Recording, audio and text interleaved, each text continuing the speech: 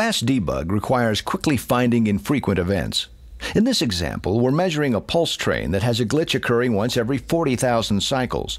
Agilent's Infinivision MSO7054A oscilloscope captures this glitch on average 2.5 times per second, allowing you to view elusive problems as they occur. The Tektronix MSO4054 oscilloscope also captures the glitch regularly, as long as only the analog channels are displayed in default mode using 10K points of memory.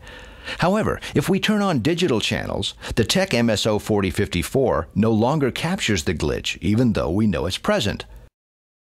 With infinite persistence turned on, the Tektronix MSO4054 still doesn't show the glitch, even after an hour of acquisition. Why does the Agilent MSO consistently capture the glitch while the Tech MSO doesn't? In real-time mode, digital oscilloscopes repetitively acquire data and then process the data for display. While the scope is processing, its acquisition system is blind to your signal activity.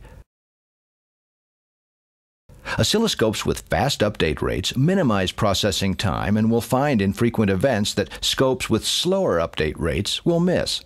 On the Tech MSO, when digital channels are turned on or deep memory enabled, update rates are slowed to the point that analog measurements are compromised and intermittent problems may never be captured.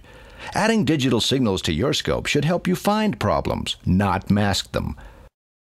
Agilent's MSO architecture gives you the best chance to find problems quickly with deep memory always enabled and update rates always maximized.